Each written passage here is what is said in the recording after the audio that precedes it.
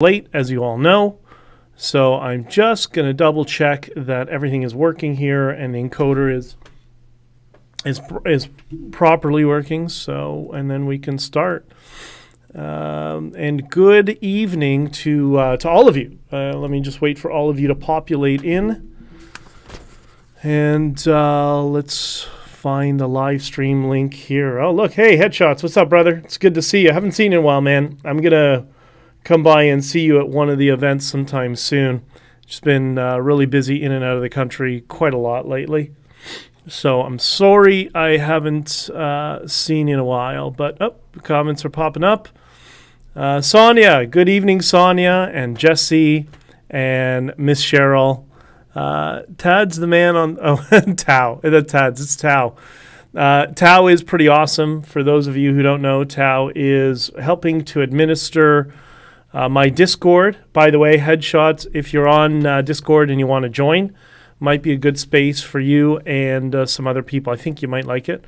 But anyways, I know Discord is not everybody's thing, but it does serve its purpose. All right, we are streaming now. It seems to be working live. Okay, that's YouTube is working. And let me just check on Rumble. This better be working, or is it working? Yes, it is. All right. Hey, I'm finally figuring out all this tech stuff. You know, all those years of having a computer when I was a little kid, it's all working out. True Seeker Ange, what's up, babe? How are you? It's good to see you. Avril, hello. Happy Wednesday. And, you know, it's hump day. So in order to celebrate hump day, we're going to have a glass of wine because why not, right? I've had a bunch of disruptions this week, and I've been very frustrating. So here we are celebrating with a glass of rosé. Irene, it's good to see you, Irene. And good evening from Manitoba. More wine time. That's right, Christina. Why not? I'm starting to learn a little bit about wine. Like I've even when I was a bartender many years ago, I was not really a wine drinker. I'm still learning, but you know, I'm trying to get beyond 2 glasses. That's the problem. Advocate D, thank you immensely for all you do. Well, thank you immensely for all your support and for all your love. And I couldn't do anything with all of you, right? So this is all a communal thing that we're trying to do to support each other and help each other and whatever. Bridget Belton, my first computer was a VIC-20. Well, I got you beat, Bridget, because my first computer was a PET emulator with a tape drive. And I think it was built in 77. And I got it, our family got it when I was 3 years old, I think. My dad was a big proponent that we all had to learn how to use a computer. He kind of saw changes on the horizon. And, you know, all through middle school, I was, you know, you'd start to get assigned to do paragraphs and short essays and whatever. So my dad, who was a teacher, kind of really pushed us to do them using a word processor on the Commodore 64, and then ultimately, I think we switched over to an IBM XT when I was, I don't know, grade 3 maybe, grade 4 if I remember correctly. And I used to get yelled at all the time by the teachers because, you know, I was a troublemaker anyways. Like, you're not doing your homework, your parents are doing your homework. And I'm like, my parents are not, I'm doing the homework. So my dad got me in trouble numerous times, forcing me to use a computer, but it is what it is. Who else we got here? Facts Over Fear. Top of the evening. Good to see you too. Do you have to learn to drink wine? Because I can't. It's always bitter. That's why, like, I'm slowly getting into it. I'm like you know, when I used to bartend, I was like they would call me the girly drink bartender because I make all the fruity drinks and cocktails and mixed drinks and stuff like that. That's just what I like. And so I'm slowly easing into wine, but I'm not really a big drinker at all. This past year is probably the most I've ever drank in since I was, I don't know, 19, 20 years old sort of thing. I'm just not a big drinker. Lucky I had a typewriter. I had one of those. I had one of those digital typewriters. My mom worked in a law office, so we always had typewriters. And then ultimately, those digital ones that had the little LCD screens and stuff. So anyways, enough with the really boring, nerdy tech stuff. For those of you who like nerdy tech stuff, I suggest a YouTube channel called the 8-Bit Channel. The guy is around, I guess, Bridget, around your age, my age, somewhere in between the two.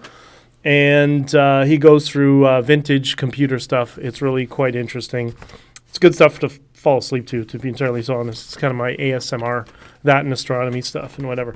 All right, so welcome and good evening, and I hope you're all having an amazing day. I hope you had an amazing day. My day sucked, and my yesterday sucked, and the day before yesterday sucked. So, but what are you going to do? You can't let those things, disrupt your life, and you just kind of roll with the punches and figure out how to move forward. And all of those things, especially when it rains, it pours. The thing I always found that when it rains, it pours, and so many things that you have to deal with at once, it kind of trains your mind to deal with a multitude of things and not to get overly emotional about them, and just to kind of keep measured. Okay, put it on the to-do list, we'll figure that out, sort of thing. So, there's positive and negative situations in your life. At least that's how I look at it. And Sonia had a Commodore 64. So did I. Avro, my week was awesome. We saw Jordan Peterson the other night in Toronto. Yeah, I saw some pictures from it. Everybody told me it was great. And as always, Christina, bartending is the best way to socialize in your youth, on the right side of the bar where the tips are. Yeah, well, that's why I didn't drink. All the other bartenders drank, and all the other of the girls that were bartending, I mean, this was nightclubs, right? So the girls were like, a certain way to describe them. And so I was always competing with them, and I was usually beating them. I was pretty good because I figured out this system, especially where I was bartending. There was also always a bunch of gangbangers that would come in with like 8 girls. So what I'd do is I would charm the girls, and I'd make them all these special cocktails that they didn't know what they were. And then I'd say, hey, your boy there's not going to be cheap with a bartender, right? You're not going to be seen with a guy who's cheap. And like, oh no, honey, we'll make sure he takes care of you. So that was my little shtick that I did when I was bartending. It worked pretty well. It sounds like growth spurt time, Ben. Well, it's always growth spurt time, right? The other night when I was driving back on, what night was it? On Tuesday, I was driving back. Oh, it was a trip from hell. I didn't leave Baltimore until I was supposed to leave Baltimore latest at 11 o'clock, and I would be back, I don't know, 8 hours later, whatever it was. I didn't leave Baltimore until 5. And then there was this massive snowstorm. I've driven in many continents for many, many years, many types of vehicles, trucks, motorcycles, cars, you name it. I've driven in everything. I've driven in the mountains in Canada, in Alberta. I've driven in every type of snow. I have never driven in such a brutal snowstorm that hit so quick that all the other tractor trailers, minus 2 others and myself, were all sliding off the highway into not quite the ditch, but off to just the side of the highway, getting stuck. And so I had to, for 2.5, 3 hours, me and 2 other trucks were running like a convoy because we were all fully loaded, and which made it a lot easier for us to get traction, just to kind of, plow through. And we're going up and down mountains, so going down those mountains was a little bit scary a couple of times, but made it through just barely, and had some issues, but whatever. It is what it is. Well, thank you, Cheryl. Especially since I started off last year with my car in a tree, I'm a little bit more skittish than most people. But anyways, the other thing is a number of you have mentioned to me privately and sent me DMs about the Talmudic lesson episode that I did the last stream. And I'm really touched. I thought it was maybe a little bit flat, maybe a little boring. I didn't know if people would resonate with people, and especially since certain lessons come from one religion, and trying to communicate it to people from another religion, which is I'm trying to find that common ground for all of us. And I was shocked. So many of you sent me DMs and saying, no, it was amazing. I can't believe it. It was great. It's wonderful to learn that sort of stuff. So thank you. Thank you, everybody, for all your wonderful comments. What I'll do when I have time, and I'm going to be going to meet with one of the rabbis I met. No, I'm not religious. No, I'm not becoming religious. But, there's wisdom in history. And because so much stuff is recorded in that religion, I know I can go to one of them and say, give me a good Mishnah or Talmud that teaches, a lesson about I don't know, leadership or strength or love or admiration for family and stuff like that. And because I remember so many, I vaguely remember a lot of them from school when I was a little kid. But I know if I sit down with somebody for a few minutes, he'll refresh me. And I'm like, oh, yeah, that one. Like, I remember learning about Samson for some reason that really resonated with me when I was a little kid. So I will be doing more of those from time to time. And I'll just got to figure out when I'm going to slot it in. Avril, the lesson was so good. Well, thank you. That's awesome. It was brilliant. I felt it and told others. Okay, well, cool. That's awesome. And, I don't want to just focus on Talmud and Mishnah. I think, our oldest piece of literature in all of humanity is the Epic of Gilgamesh, which dates back to, was Gilgamesh Akkadian or Sumerian? One of the two. He's either, I think he might have been Sumerian, I'm not sure. But we're going back 8,000 years ago, approximately. That's our oldest piece of literature in all of human history.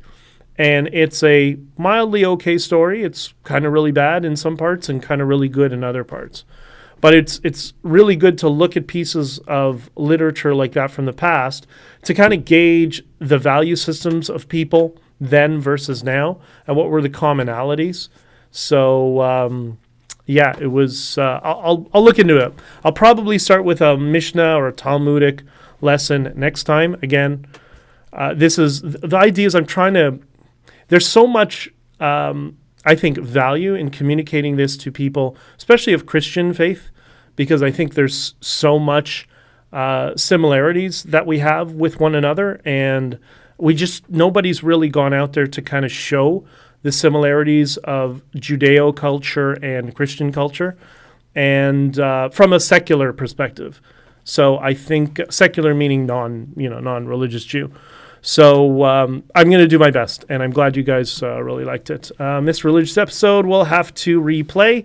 It was the very last one, and Christina, tell me what you think, because I'm looking for feedback. Gilgamesh was Sumerian, so there you go. That's right. I always get Sumerian and Akkadian confused. I was listening to Jordan Peterson's latest podcast. Oh, he was with Majid. Oh, that's awesome. I met Majid a few years ago when he was in Toronto. Very interesting. Nice guy. I'll tell you, these are one of the stories I'll tell exclusively in locals or in Discord of what I said to Majid when I first met him, and he almost had a heart attack, and I'm like, no, Majid, don't get angry. I'm explaining this because of, your friend thinks the same way as this person, and I think there's a lot more commonality than we realize. Very similar thing to what I'm trying to do here, but it's a funny story. I'll tell you another time. We all know BJ likes to make up stories. Oh, Mr. Snatch is here. All right, well, I'm making up Talmudic stories. I must be friggin' brilliant if I can do that. What can I tell you? Let me just move things along here. Wait 1 second. Keep doing your stuff. I got to make sure the sound. Just got to fix something here, and I'm trying to address an issue. Oh, hold on. I'm just trying to fix something here. 1 second. I'm just doing a little tech support. Talk amongst yourselves. I promise it'll be interesting. And no, it's not coming up here. Okay. Anyways. What is this? I got a YouTube. How many YouTube channels are we broadcasting to? Are we just broadcasting to one? Or are we broadcasting to multiple? This one. How do we... I wish more people used this encoder because it would be so much easier to deal with this. Okay. Anyways, so the Talmudic lesson, we'll get into that sometime soon. The other thing is, people are asking me what is Locals. So Locals is a streaming platform. Obviously, it's kind of like good way to describe it. It's like Patreon. So it's a good way. It's a way. Some people said, "How can you support me?" If you want to support me, you can do it on Locals. And if you are a member on Locals, then you can post your memes up there as much as you want. You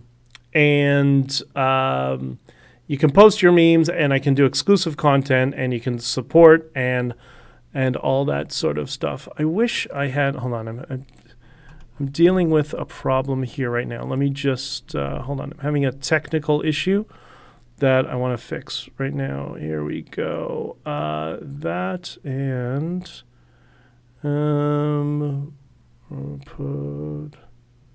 okay, there we go.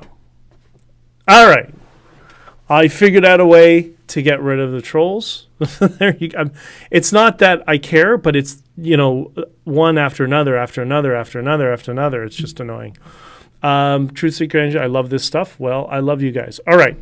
The other thing is, so that's what Locals is. If you want to support me, that's a way to do it for now. There's going to be a lot more stuff going on in the background in the near future that we'll talk about in future episodes.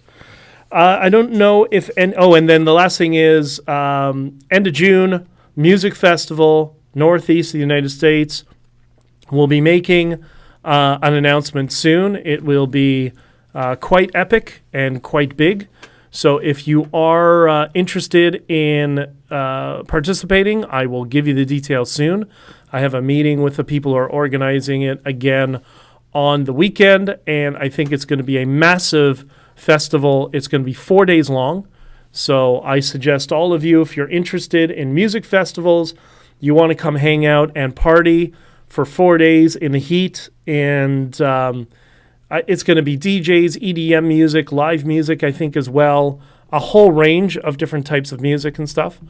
It's going to be a lot of fun, and there are going to be a couple surprises there as well. So, all right, in the news, I don't know if you saw, I am streaming to Rumble right now for, I think, the second time. Steven Crowder has signed with Rumble. And I don't know about you. Those of you who are here, we've discussed this before. I thought he would, with Daily Wire, despite all the friction, I thought they would work out their differences, and he would end up at Daily Wire. So I was a little bit surprised, So, anyways.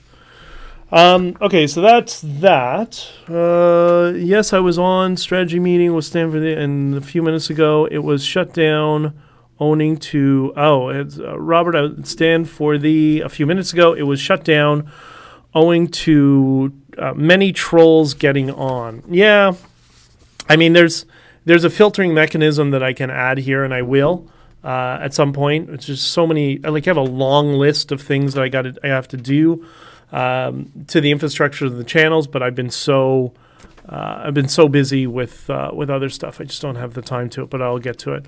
That seems weird phrasing. Didn't know Rumble signed like Spotify did with Rogan. Yes, they do. They did the same thing with Russell Brand. That's why when I did Russell Brand's show, he did the intro on YouTube, but he did our interview was exclusively on Rumble. And they're doing with a bunch of people for whatever reason. I don't know the detail of the deals behind the scenes. I posted a tweet that some of you, I'm sure, saw. Angie, I know you saw. Should the media be criminally liable when their lies affect Canadian jurisprudence? And I wouldn't limit this to just Canadian jurisprudence. So we saw so much of the fiction of the fake news industry, and so many of the lies they're just blatantly the opposite of reality. And many of you know that, especially those of you who were in Ottawa. And ultimately what's happened is now we have this report from the Rouleau Commission which is completely false. It's based on all sorts of false assertions made by the fake news media. And that could have ramifications for Canadian law for generations to come. Do you think that sort of behavior should be punishable? And I don't mean, a slap on the wrist to a corporation. No, I mean specific individuals that went out of their way to manipulate the public in a way that it affected Canadian jurisprudence. I don't know. I don't know how you would police that. I don't know. I'm a small government guy, so I'd rather people learn how to think cognitively and understand when they're being lied to and understand when they're just seeing hyperbole versus the facts of a situation and whatever. But I think it was an interesting thing to put out there and to see how you responded. And an overwhelming number of people responded that, yes, they should be held criminally responsible. Now, I don't know if that's a reflection of the type of people who follow me, tend to be supporters of the Freedom Convoy, obviously. But I bet you people on the other side would feel the same way if it affected one of their protests, right? So something to think about. I think you'd have to prove intent, exactly, which is always difficult, right? Which we're going to get into in a couple of seconds. That would involve an email, text, search of reporters and media managers. And the other thing is, very good point, and the other thing is, many times, like we live in this world that we think that they're collaborating behind the scenes. Often they're not. They're just in a line with each other philosophically anyways. So they just know to go in the right direction. They don't need to collaborate with one another. So that makes proving intent extremely difficult, far more than if there was just an email.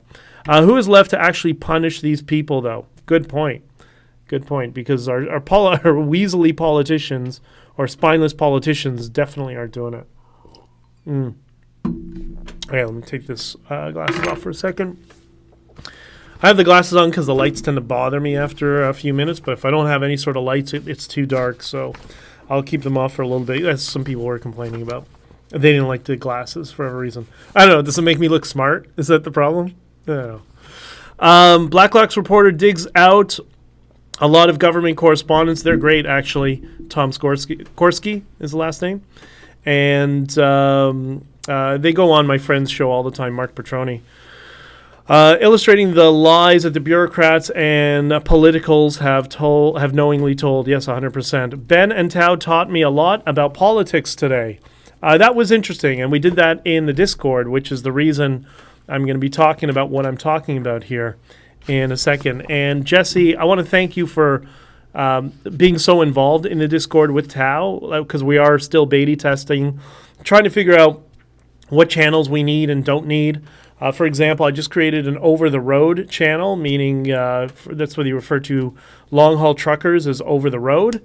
And when I had pulled my my mud flap, backing into a snowbank to hook to a trailer, I was like, what am I going to do? I got a quarterly in 2 days. And Will, who is in the Discord, who is a trucker, who's on the road right now, sent me a message, and he said, hey, dude, just go into Love's. And they have their branded mud flaps. Get one of them. They'll install it, and you're back on the road, and it costs very, very little to do so. And that's what I did. And thanks to Will, that's why I took the picture and put it on, I think, most of it on Instagram, on Twitter, when they were trying to cut away at the bolts because everything was so seized. I couldn't get them off. That's why I had to go there to get them to do it. Defund media would be a start to try and distance bias from the news. 100%. I agree with that. You're not going to get any argument from me. Okay. So, and thank you for being here again, by the way. It's a pleasure to see you.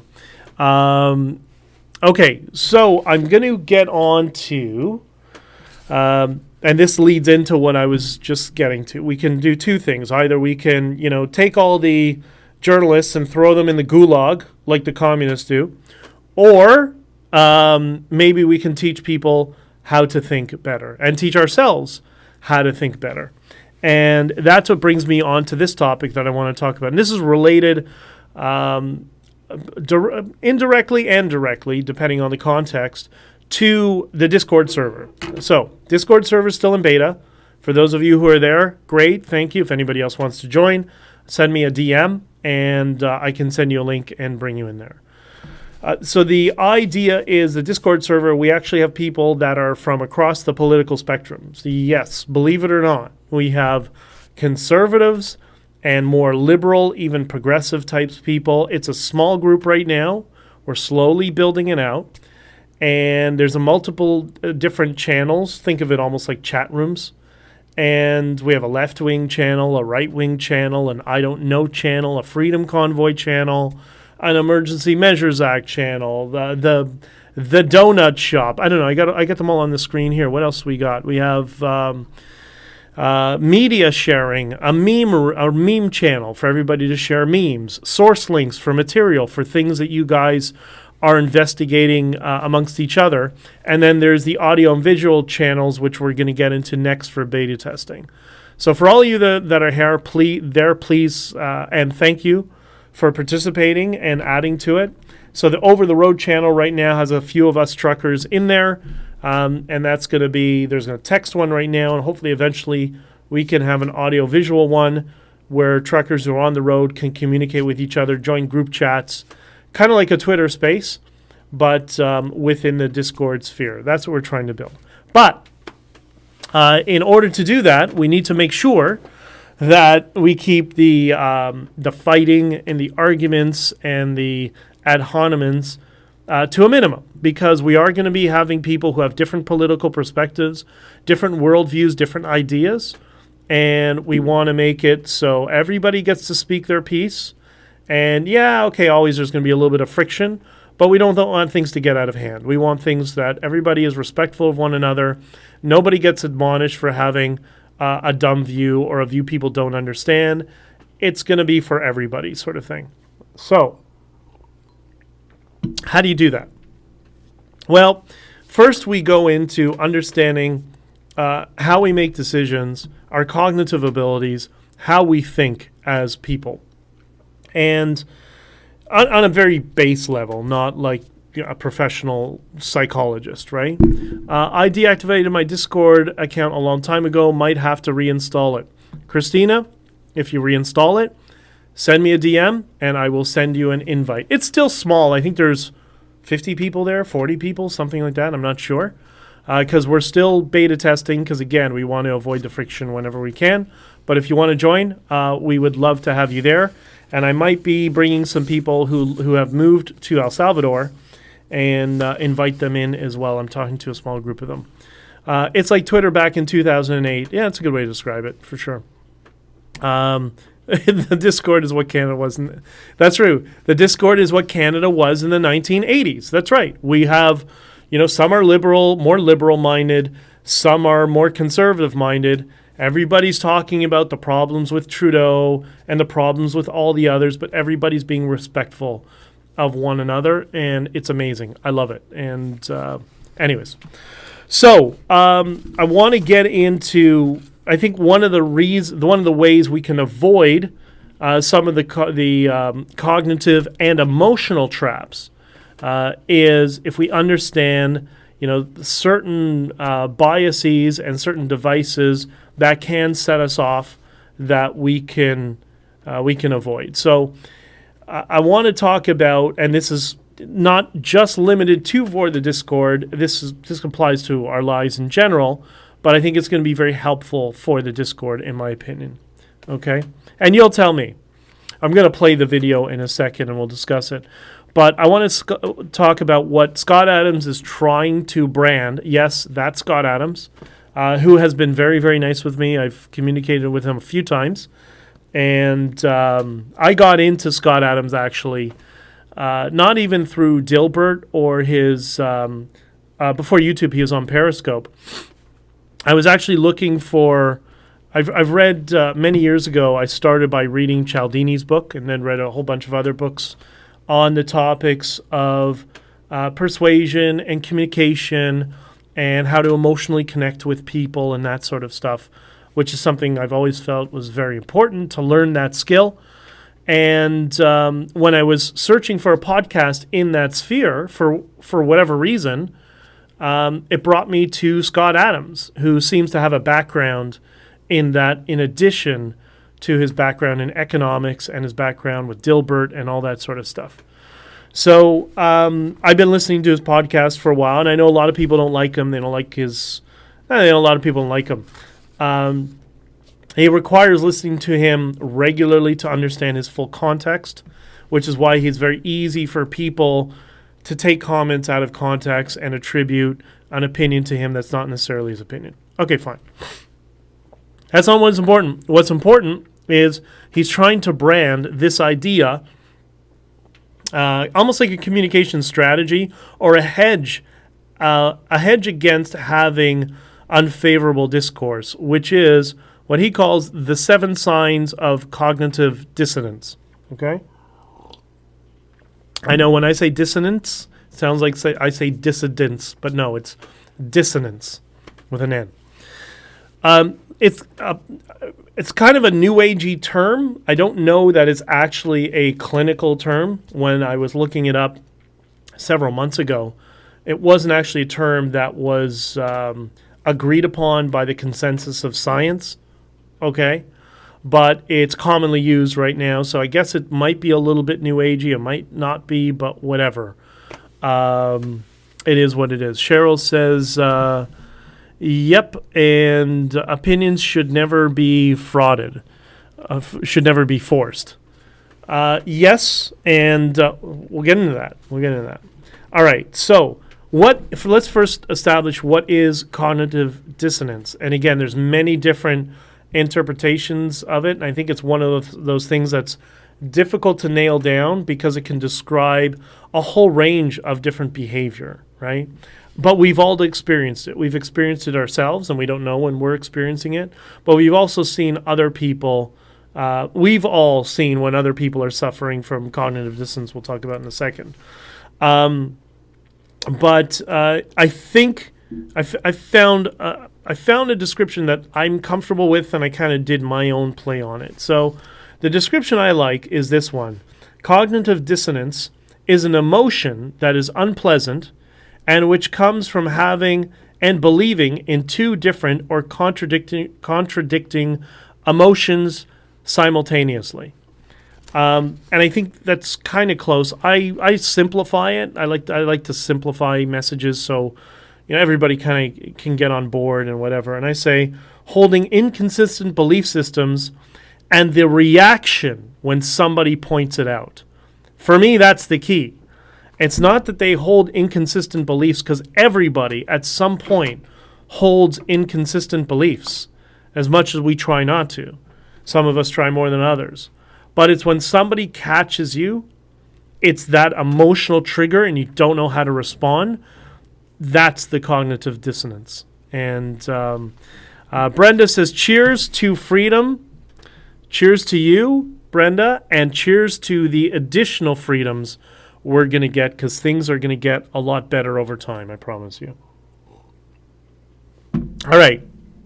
So, Christina says accurate description. Okay, great, perfect. So, we're on the same page. And the other thing is that the person who is, and this is where you run into it in Twitter, or in a debate, or we haven't really had it in the Discord yet, but I could tell us having it. It's when you're trying to communicate to somebody and you point out their inconsistency and they react negatively in one of these 7 different ways, and no matter how much you try to point it out to them, you could put it on a board with a list and chart it out with a picture and show it to them, they still can't absorb it. That's where the friction comes from. That you try to explain to, he's racist. He painted himself in blackface as a kid, like he didn't see the movie Mississippi Burning. I'm talking about Prime Minister blackface. Like how stupid is he? And he put black on his entire body, and then put a banana in his crotch to reinforce a stereotype. It doesn't get more racist. How, Chrystia Freeland, can you not see that? She won't. She's suffering cognitive dissonance. She will never be able to see it. These people who are hardcore in the liberal cult, no matter what you show them, it doesn't matter the degree of information, how many data points you show them, they are incapable of understanding it. And the reason is, Cialdini explains this, many people in the NLP space have explained this for decades. Scott Adams hits this drum all the time. We do not make logical decisions. We make emotional decisions, and we post-rationalize. And if you understand that, then you can message around that. That's why the messaging around Freedom Convoy that came from somebody on the screen was peace, love, unity, and freedom. Those are emotional states. And I remember me and Tamara, I was talking to her in the very beginning, and I said, listen, Tamara, I love you. But when you go on Facebook, you can't we can't talk like a bureaucrat. Forget the safety procedures. Forget how much safety there is and how everybody's going to be okay and how many road captains. That doesn't inspire them. We need to talk to their emotions. Peace, love, unity, and freedom, Tamara. That's what we got to talk about.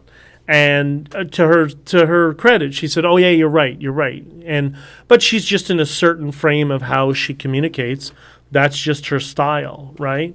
Where my style is the opposite. I like to communicate on an emotional level with people, right? That's why like during the I care about everybody who was there. I didn't want anyone to get arrested or in trouble or whatever. That's why I'm so hard on the sellouts who are our saboteurs. And that's why I will never drop it. I will never, ever, ever drop it. I will hunt them with this. They will never get away from it, no matter what. Because all of us were emotionally affected negatively by what they caused to happen in Ottawa. And everybody is going to know that. Everybody in the world is going to understand what they did to us. It's just going to take time. But that's how I like to communicate. I like to communicate emotionally. And so when you understand that that's how we make our decisions, that's how we come to our conclusions, many of our opinions, not all of them, and there's a lot of people that would argue this with me, but they would say all opinions. I would say not all, but many of our opinions are primed to us. That's why when you turn on the radio in the car, if you notice, when you get your radio in the car, if you're listening to a legacy media in the car, do you notice you hear the same 4 or 5 news stories? If you're listening to like the news, the local news or whatever, you're going to hear the same 5 news stories every time. Like every channel you go to, you're going to hear the same 5 news stories, right? What are people talking about so much right now? Ukraine and Russia. I have a question. Do you actually care about Ukraine and Russia? The answer is no, you don't. You don't live in the Ukraine and you don't live in Russia. Unless you have family ties to it, you have history to it, or your employment is linked to it, or your family is linked to it, you don't care about Ukraine and Russia.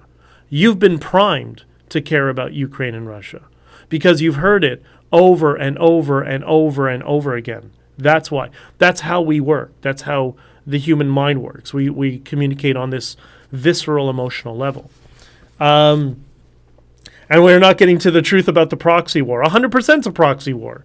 That's exactly what it is. It's a proxy war mixed with some money laundering.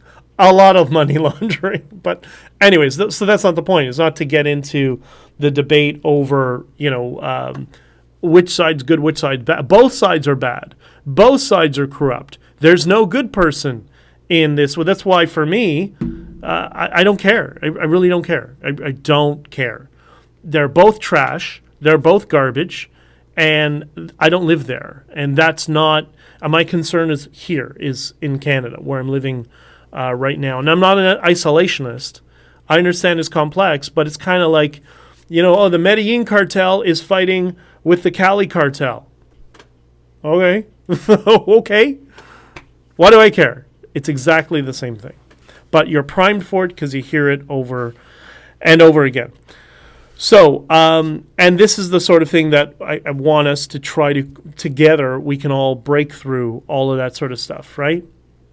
And I also want to, as I mentioned before, reach as many people as I can across the spectrum and help. Hopefully some of you will help all of us do that, right? Okay.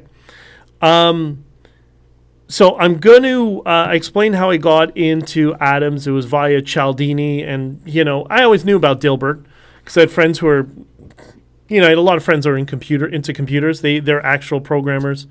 My programming sucks. I'm just not that type of person. But I had a lot of friends who are computer programmers growing up, and that's what Dilbert really resonated with: engineers, programmers, all that sort of stuff. And so that's how I got into him. So what I'm going to do now is I've queued up a little video, a segment from Scott Adams' podcast, his YouTube channel. It's about, 5 minutes or so. And I want us to watch it together and go through it. For those of you who are on Locals, I sent you the link so you can open up in your browser next to it, or you can just listen to it. You don't really have to see it. He just put the 7 signs on the list of 7 on a whiteboard behind him. That's why I need a whiteboard for some of the other things I want to do, but I'll get it soon. But I'm going to start it now, and then I'm going to explain. We'll talk through it a little bit together. Jesse, yeah, and it's terrifying. I miss my bubble sometimes. Jesse, it's not terrifying. You know what? You know what's interesting? No matter what year you live in, it doesn't matter if it's today or the 80s or the 70s. No matter when you live, if you listen to the fake news industry, again, those 5 stories that are on the news every day, you will think the world is perpetually falling apart. It's not. The world has never been so good. Despite all the problems, despite all the COVID nonsense and whatever, we are lucky to be alive today. We are the most privileged. We have the cheapest products, despite the inflation. I get it. But if you compare, like with Bitcoin, they always say, when in doubt, zoom out. If you zoom out of the timeline of history and go back to, go back to the Sumerians and Akkadians, all through ancient Egypt, and then all through, the Roman Empire, and in Western Europe during the Dark Ages, if you want to reference that, or whatever. Doesn't matter what period of history, we are living in the most privileged period of human history. With telecommunications, our ability to travel all over the world, yes, asterisks, COVID, nonsense, I get that, but we're still the luckiest one, right? It's the luckiest ones. They're insane talking and fake news. 100% agree. The lamestream media repeats the message in an attempt to trap us in a constant state of fear so we can be controlled. I don't know if it's so we can be controlled. I think they think it just makes them money. I think it's just scare people, and that's what, because fear is the most powerful emotion by far. You want to get people to do stuff, scare them. And the second one is mockery and humor, right? That's the second most. That's why a lot of politicians in a lot of parts of the world, they fear comedians because it's so persuasive. Okay, so let me cue up these 7 signs of cognitive dissonance as explained by Scott Adams, and this is credit to him. This is how he's trying to brand it all. So he's on this mission, trying to explain it to everybody in his audience. And I definitely agree with this, so I'd like to share it with as many of you as possible, because I think you'll get something from it. Okay, here we go. Let's see. Tell me if you can see him on the screen now. Of course, I get another alert. And let me go over to here. I'm going to make it a full screen. And I will turn it up as loudly as I can. Sometimes that's an issue with the condensed mic, but you'll be able to hear it for sure on Locals and on Instagram.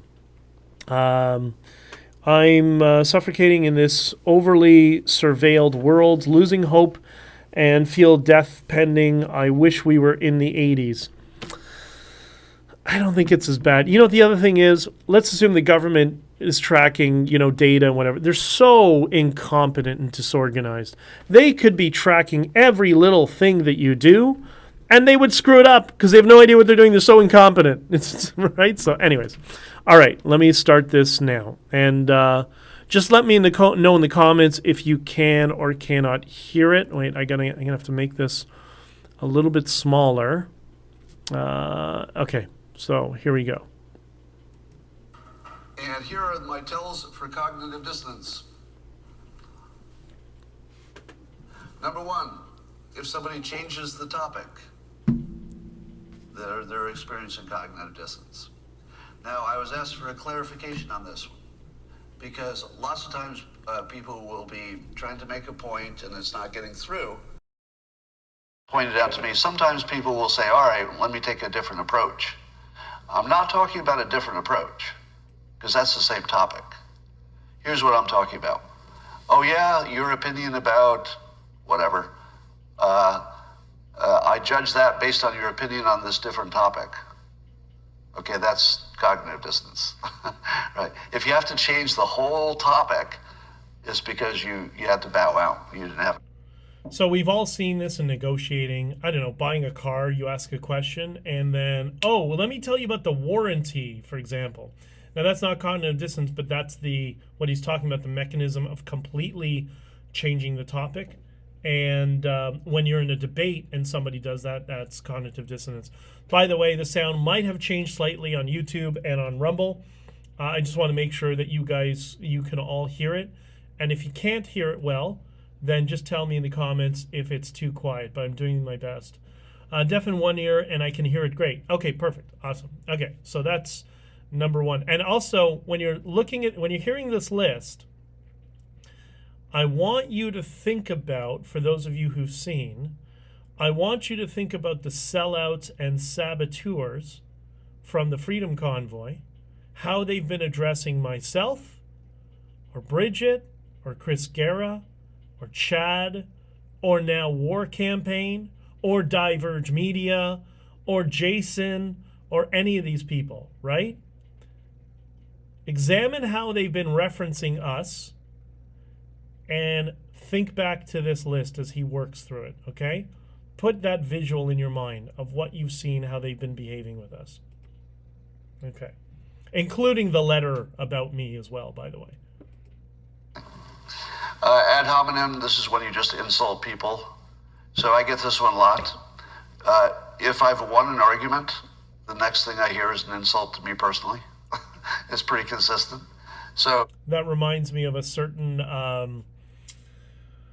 don't even want to say the guy's name, but Hurt Locker Tom, well, I'll just say Hurt Locker Tom. You noticed, if you look back at the threads where I engaged with him and ridiculed him on a specific point, one of them he responded with, F you, you're such a grifter, this and that, and blah, blah, blah. Or Humpty Dumpty, you're such a grifter, or whatever. Well, that's what he's doing.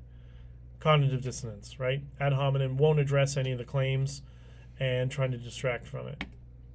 Ad hominem means you won. Exactly. Changing the topic means you won. You can just say, okay, I'll take victory. I'm done. Exactly. Tell Humpty Dumpty, I'll take victory. I like to think this is one of my greatest contributions to civilization. Now, I'm sure I'm not the first person to make this observation, that people imagine they know what you're thinking. But I'm trying to popularize it and give it a name so that when we talk about it, we're talking about the same thing. So, now, this is something, this one's very important. Mind reading, we all do this. We also do it on our side. And I pointed it out earlier on, mind reading.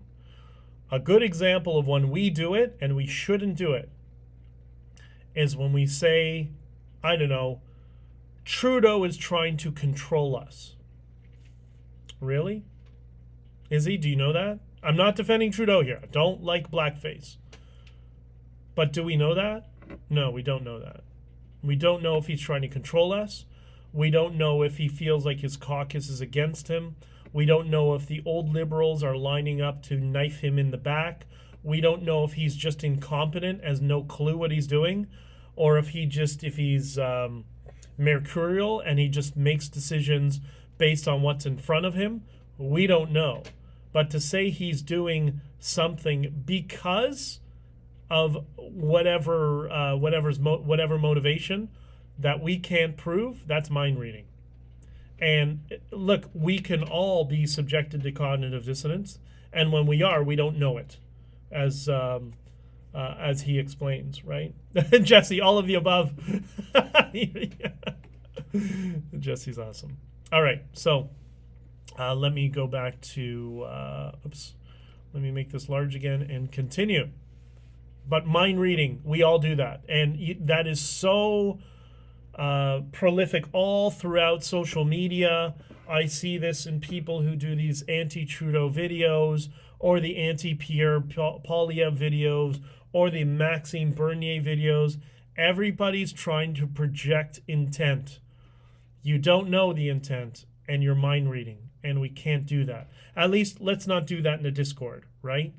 And Tao is actually very good at this. He's really been good. Jesse, I'm sure you can confirm this. He's very good at, well, how do you know that's what he's thinking? So which is part of the reason we want to do this. All right, so mind reading. Come on, let's go. How many times have you seen me in a debate online, and then somebody will say, well, obviously you believed that scientists are reliable? That's mind reading, and incorrect mind reading, because I don't believe scientists are reliable. In fact, science is the most unreliable of all things. Do you know why? Why is science the most unreliable field? By design. Because if everything works correctly, you're wrong most of the time. That's right. If everything's working smoothly, you're wrong most of the time. And then a few things will pass, through the peer review. It'll get published, peer review. You'll be able to duplicate it. Maybe you don't have a randomized controlled trial yet, but you get one, then you get another one, right? So you're crawling through uncertainty and largely wrong stuff until you get something closer to truth. How many people know that's the goal of the scientific method, to prove us or each other wrong? Like, I don't remember where I heard it, but the best description when somebody said, "Oh, it's just common sense." Common sense is why we have science. It's because common sense is us just coming to conclusions based on our own preconceived ideas and experiences. That doesn't make us right. That's why we have the scientific method, which hopefully will prove us wrong or prove itself wrong. That's the whole purpose of the scientific method, right? That's why trust the science. That's a religious statement. That's not a scientific statement. The scientific statement is look at the data and see if you can interpret it in a way that it makes sense, that you can come up with a hypothesis. And maybe you can't. That's my argument with all the cerveza sickness stuff. I don't think anybody knows anything. I think it's going to be 10 years until we know. I mean, we know there's massive corruption. We know that. There's corruption within big pharma. There's corruption within politics. But I'm just talking about the science on the molecular level in terms of the disease, because there's so many, whatever. I don't want to get into too much, but I don't think anybody knows. And but that's just my personal thing. We talk that a lot in my house, how science is science when it is proven wrong. That's right. That's the whole goal, right? You prove a whole bunch of hypotheses wrong, but you prove the one that's right. Right? Okay. Next. Science is mostly about being wrong, and then every now and then something awesome happens. Yeah, a great process but mostly wrong. So mind reading about what is true in the person's mind is always a tell, and when I see this, I say thank you, and I'm done. Word salad is a little harder to identify because it really looks like it might make sense, but maybe you're not getting the point. The word salad is often related to a change of topic. In other words, the word salad often brings in other topics and mixes them together and puts them in sentences where the sentence appears to make sense from a grammar perspective, but when you look at it as a whole, it's not really saying anything. Kind of like when anytime Justin Trudeau opens his mouth. I mean, he speaks in word salad. He doesn't speak English. He speaks word salad. That's the language he speaks, right? Just because he's so in over his head and he has no idea what he's talking about. But you also see that when you're in this debate structure and somebody wants to attack you, wants to, doesn't sure what to say, doesn't want to answer the question, whatever, they'll jump into word salad, right? So you recognize word salad when you see it. This one will be harder to explain. This is a very good one. We see this a lot, but this is a very good one. An analogy instead of a reason. Analogies are fine if the only way you're using them is to explain a new concept. That's a good use of an analogy. But if you use it instead of a reason, as in this case, we did it this way, so in this unrelated case, which I'm reminded of, we should do it the same way. That's using it as a reason. That's the wrong way to use it. And that's usually a tell for cognitive dissonance, because you don't need an analogy if you have a reason. Here would be an example of somebody who has a reason. Hey, why should I not do this thing? Oh, because it's very risky, because this could break, it's unreliable, and if that breaks, you'll be injured. That's somebody who understands the situation. Here's somebody who doesn't understand why you shouldn't do that thing. All right. Suppose you were on a ship and the ship captain told you not to lean over the rail. Okay, as soon as you hear that, you know that they don't have a reason. They're using an analogy to try to make you not notice there's no reason. Reasons are easy. Oh, don't do that because it's dangerous. Simple. Oh, it's very much like a spaceship. If you were designing a spaceship, you'd make sure that the O-rings... No. As soon as you go that direction, it means you don't know your own argument. I love this comment from Instagram. Your affinity for Trudeau is palpable.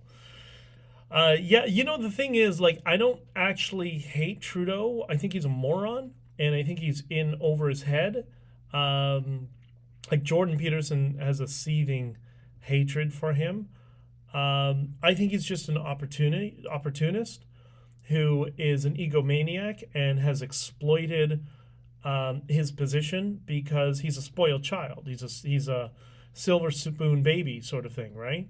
But I don't. He's too dumb to hate. He doesn't have the intellectual fortitude required for me to dislike him. He's too dumb. Right? He's kind of like, I'm going to give you an analogy. There you go. But this is just to further explain it. I love golden retrievers. I think they're adorable. They're such beautiful dogs. I can't be around them or I can't breathe because of my allergies. But they really are cute and loving, and all they want to do is fetch a ball. Because they're dumb as a rock. Well, they're not dumb as a rock. There are dumber dogs. But they're not the most brilliant dogs. I look at it as a golden retriever as 1,000 times smarter than Justin Trudeau. No, 10,000 times smarter than Trudeau. That's why I don't care what he thinks. And he just doesn't have the intellectual capacity required for me to have an opinion of him either way, beyond the fact that he's just an airhead. But... good comment. Thank you. All right. Here's a new one. Insisted is complicated and cannot be summarized. We've all heard that, right? Especially in politics, you hear that too. It's so good. So if you've seen this lately, it's complicated. It just can't be summarized. Do you know what can't be summarized? Cognitive dissonance. Everything else can be summarized, right? Even if the summary doesn't tell you much, right? So there's nothing I can't summarize. It's easy to summarize. Summarizing is the easiest thing in the world. The only thing you can't summarize is something you don't understand yourself, or it doesn't fit your point. And the only thing I would disagree with him, by the way, remember my summary of what is cognitive dissonance? And what did I explain? I said cognitive dissonance is holding inconsistent belief systems and the reaction when someone points it out. So everything can be summarized, even cognitive dissonance, right? All right, let's keep going. Barnes says, I don't know about that. All right, and then my favorite is the so tell, where somebody... Now, I want you to think of Well, let him explain this, and I'm going to trigger something that you might remember about this. Starts a sentence with the word so. What usually follows the word so in a debate is them characterizing your opinion incorrectly. Yeah, the Kathy Newman thing. That's right, Kathy Newman from Channel 4 with Jordan Peterson. We all know that, right? Every other word was so you're saying, so you're saying. That's what he's talking about. She was in massive cognitive dissonance in that interview. So, and usually the characterization has an absurd absolute. Mm-hmm. So here's what it would look like in the wild. So you're saying that every person who got COVID had no long COVID? Or so you're saying that everybody who got the vaccination made the wrong decision? Everybody. Everybody. Or 1,000%. So you're saying that everybody who went to Harvard is a liberal idiot, like everyone. Every person who ever went to Harvard is a liberal idiot. That's what you're saying. Right? So whenever you see the so, look for a mischaracterization of your opinion. Now, why does somebody need to mischaracterize your opinion? It's because they're in cognitive dissonance. They've lost the argument, and they know it on some level, and so they're just creating nonsense in their minds. Yeah. So this, ladies and gentlemen, is the greatest contribution to the world since E equals MC squared. So, that, by the way, what he just did, that's called using hyperbole as a persuasion tool. He doesn't literally mean that. You know who does that often? Donald Trump. That's a big, and Trump has mentioned that specifically, that he uses hyperbole as a persuasion tool. It's like a paper box thing. You guys are all awesome. Okay, so there's that word again. Why did I share this all with you? Firstly, I wanted to talk with all of you. I couldn't do a stream this morning. I was getting the quarterly inspection done on my truck and had some problems with that and a whole bunch of other stuff. And I'm going to be going out either late tonight, early morning, or early morning tomorrow. I have a weird dispatch, an overnight dispatch now. But, well, I mean, it's not going to be anytime soon because I have my one glass of wine, but I may be going out at like 4 a.m. or something like that. But, Rocky. Where's Rocky? Y'all making me, and Rocky is now laughing, and he is supposed to be sleeping. Rocky is the bird who is learning how to say BJ. Rocky, hello, Rocky. Can you see me? Say hi to Rocky for me. Give him a hug. Okay, so the reason is, and I think this is one thing Tao and I agree on. We have often similar views on politics and often very different views on politics. But one of the things we agree on is we want all of you to be aware of these traps. Those of you who are coming into the Discord. And the other thing is we don't want to like overuse this, and we need to understand it. If those of you who are into internet culture, you'll know about 10 years ago, it was logical fallacies. That was the thing. Everything was a logical fallacy. Every leftist in the world, their response to everything was, oh, that's a logical fallacy. Yeah, not everything is a logical fallacy, right? Sometimes things are, sometimes things aren't. So I don't want us to overdo it, but I do want us, and I mentioned to Tao, that I want to put this video in the intro for the Discord so everybody can see it, everybody can become familiar with it, and hopefully that will prevent us from falling into these emotional traps if we get into debates and we disagree, where we don't get overly emotional. We can learn to recognize when we ourselves are falling into cognitive dissonance, which is almost impossible. But if somebody else points it out to us, then maybe we'll realize it, and that will help calm the waters a little bit and us not have too much friction. That's what we're trying to do. Well, you're asking for more than we can give right now. Okay, well, I don't know. Ben needs to meet Rocky. I'd love to meet Rocky. You know, I worked at a company many years ago. I worked for some moron. Their logo was a macaw So as a joke, he bought a macaw to put in the office. I don't know if you know, macaws are loud. Makes it very difficult to run a board meeting when there's a macaw in the next room screaming at the top of its lungs.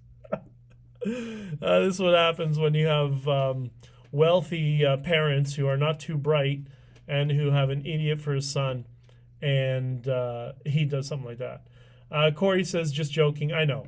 Listen, Corey, we're not politically correct here. We can joke with each other, make fun of each other, same as in the Discord. We're not going to take things personally, and we're going to go back to behaving how people always behaved, and we're going to tease each other. We're not going to get offended, and that's just how things are going to be. I think Christine Anderson Pierre Polivi issue brings out about all of these examples of cognitive dissonance. Yes, it does, except that was a setup. That was a setup by somebody who tried to meddle in the Freedom Convoy as well. And I will talk more about that in the near future. And of course, the conservative Digicom took the bait, and they took the gun and they aimed it right at their own big toe and shot at it, which was so dumb. I should be able to count these live streams as professional development since my professional org is all over ESG garbage. And I need to break their trance. Alberta Blue Sky, Scott Adams, who we just talked about, who I'm sure many of us because he's kind of a lefty, but he's a reasonable lefty. I like him because he'll talk to people on the left, and that's what we need. I seek out people like that, right? He's done a series of Dilbert comics that just absolutely destroy ESG. So I think if you go to his locals, you can download those comments and just start emailing out the Dilbert ESG comics to everybody else. They're very persuasive. Because remember, mockery and humor is the second most persuasive form of persuasive emotion. So you can capitalize on that. So check out the Dilbert comments on ESG. That poor macaw, bet he was bored stupid. He was. He really was. And then, the kid who owned the business, or his parents bought the business for him, after 6 months, he got bored with the macaw and just ignored it. And then everybody else in the office was supposed to deal with it. Talk about a nightmare. I don't know what happened to it. He must have given away. But I will say, beautiful bird. It was very large, a very large cage. And if you like birds, it was absolutely stunning.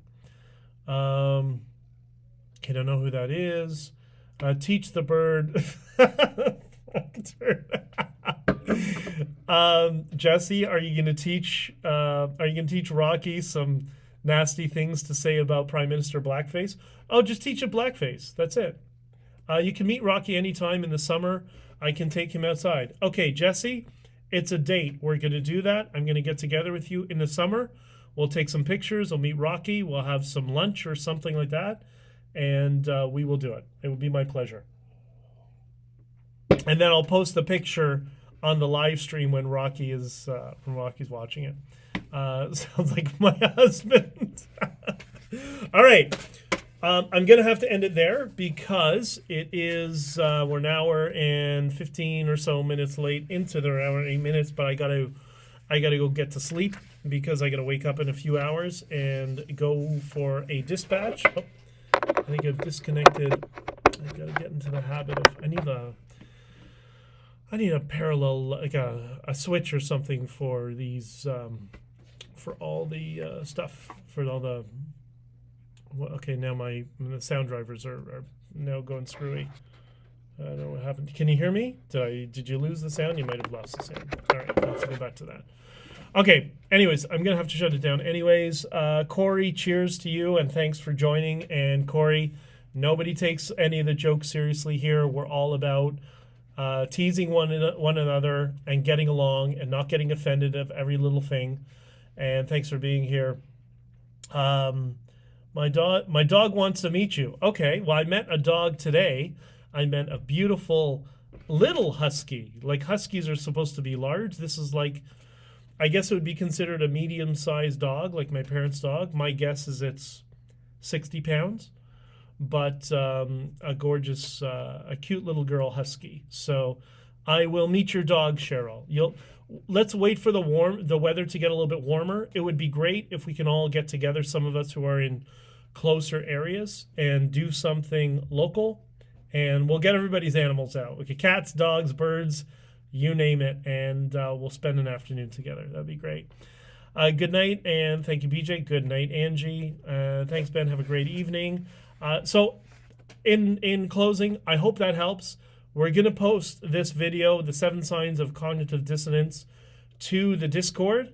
For those of you who are not in the Discord and you want to join, like Christina, just send me a DM, and I will send you a link to join the Discord. Don't let the link expire, so when I send it to you, you're going to have to get on it pretty quickly, and we can communicate in there, and we're going to be doing a lot more interpersonal, interactive stuff in the Discord as well moving forward. And unlike Twitter, no trolling, no attacking each other, none of that stuff. We're all going to get along really well. And Risa, don't forget Bitcoin Canada in the beginning of June, and the Bitcoin Music, the Freedom Festival, which is a Bitcoin festival, which will be in the United States, in the Northeast United States, about 8 hours drive from here. But I'll talk to you more about it, and hopefully I'll see you at the next Bitcoin meetup in Toronto. All right, that's it for now. I got to run. Thank you all, and